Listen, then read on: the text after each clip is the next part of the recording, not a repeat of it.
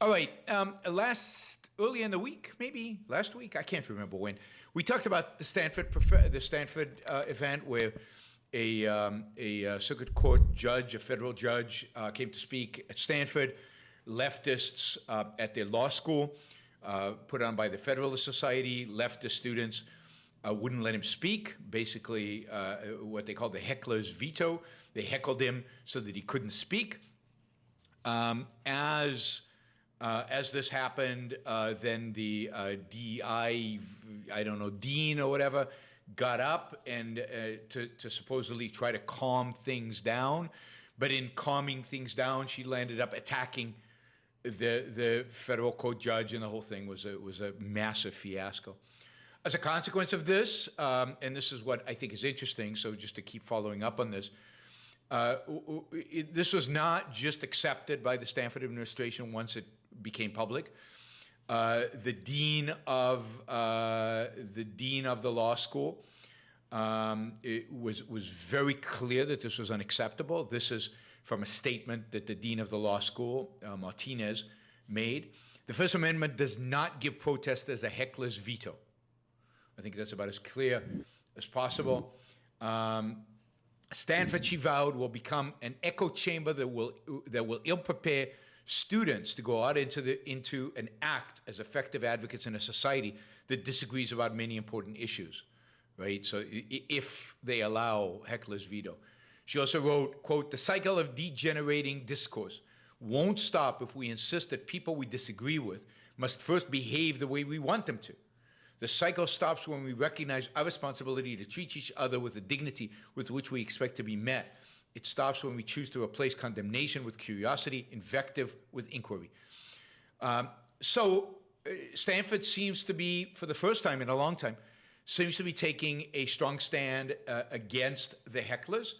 The dean that stood up and landed up condemning the judge, instead of actually facilitating a conversation, was immediately suspended.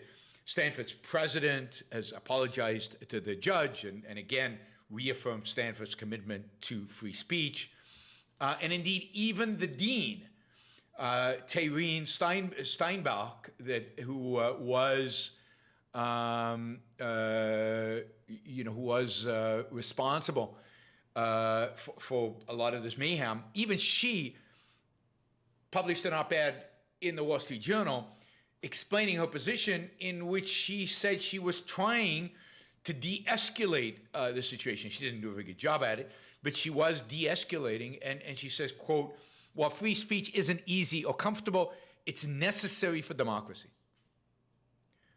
Now, I have to say that Stanford's response is reassuring, it's comforting, it suggests that maybe, again, this woke cancel culture don't allow speakers to speak. And by the way, this phenomena of a heckler's veto has been going on for over 20 years.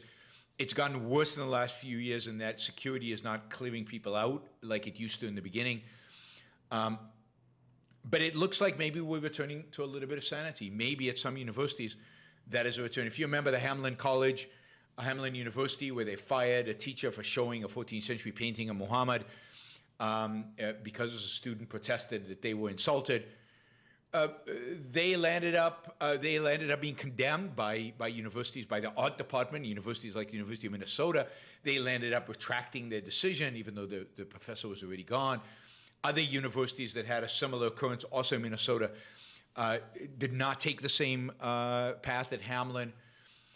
Maybe we're seeing the beginnings of awakening up among, the people on the left who are not part of this new nihilistic left.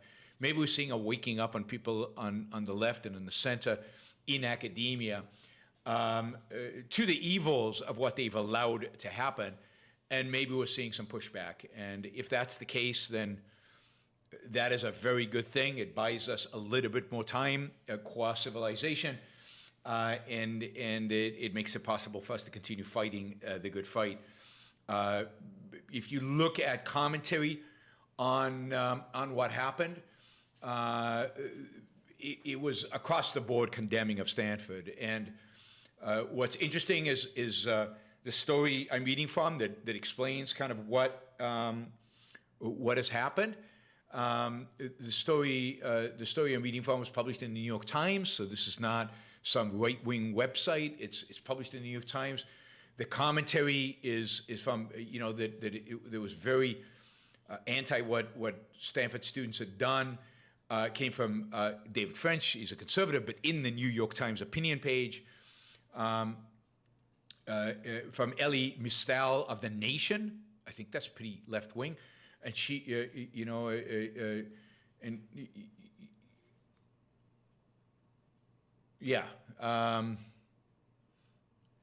I mean, she actually defended the students. So there's some on the new left who are still defending students, right? They're still defending the heckler's veto. But Northwestern University Law School, was against the students, and a number of others. So there was a huge backlash. Again, this is all good to see this kind of backlash. All right, and let's hope that this is the beginning of a trend. Thank you for listening or watching the Yaron Brook Show. If you'd like to support the show, we make it as easy as possible for you to trade with me. You get value from listening. You get value from watching. Show your appreciation. You can do that by going to yaronbrookshow.com/support, by going to Patreon, Subscribestar, Locals, and just making a appropriate contribution on any one of those channels. Also, if you'd like to see the Yaron Brook Show grow, please consider sharing our content and, of course, subscribe. Press that little bell button right down there on YouTube so that you get an announcement when we go live. And for those of you who are already subscribers and those of you who are already supporters of the show, thank you. I very much appreciate it.